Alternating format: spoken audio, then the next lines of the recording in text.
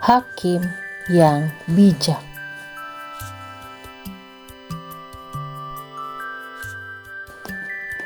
Beberapa tahun lalu, di ruang sidang pengadilan, seorang hakim duduk terdiam menyimak tuntutan jaksa penuntut umum terhadap seorang nenek yang dituduh mencuri singkong.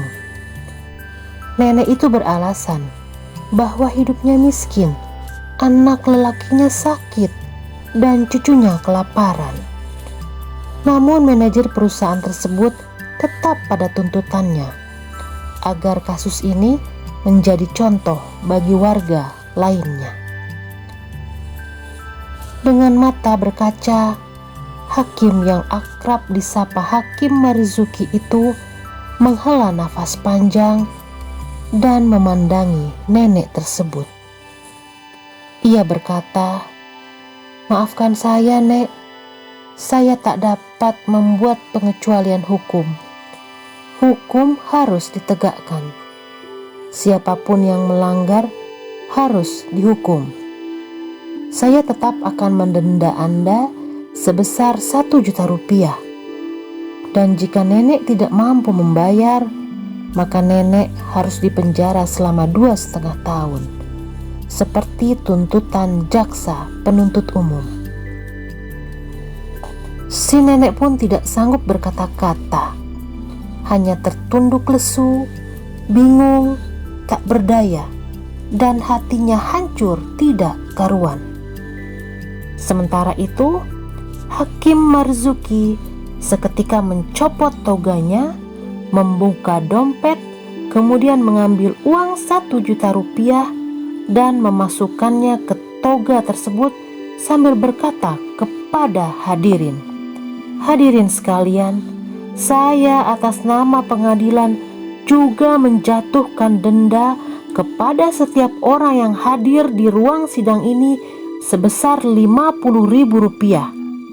Sebab Anda sekalian yang menetap di kota ini telah membiarkan seseorang kelaparan sampai terpaksa mencuri untuk memberi makan cucunya.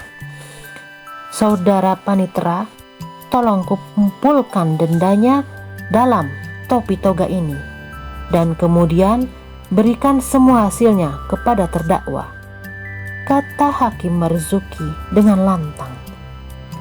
Sampai palu diketuk dan Hakim Marzuki meninggalkan ruang sidang, nenek pun pulang dengan perasaan tenang sambil mengantongi uang 3,5 juta rupiah, termasuk 50.000 rupiah yang dibayar oleh manajer perusahaan tersebut yang tersipu malu karena telah menuntut beliau. Kisah nyata di atas memberikan kita gambaran bahwa masalah kecil hendaknya tidak dibesarkan, apalagi dibesarkan oleh ego dan emosi. Pada akhirnya akan sia-sia belaka, dan diri sendiri yang akan dirugikan.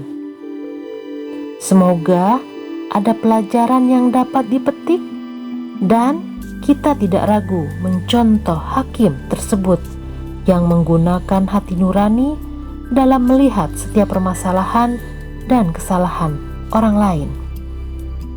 Hati nurani senantiasa menuntut kita untuk melihat segala sesuatu dengan jelas dan bijaksana.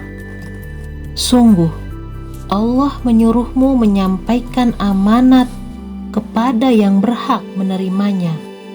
Dan apabila kamu menetapkan hukum di antara manusia, hendaknya kamu menetapkannya dengan adil. Sungguh, Allah sebaik-baik yang memberi pengajaran kepadamu.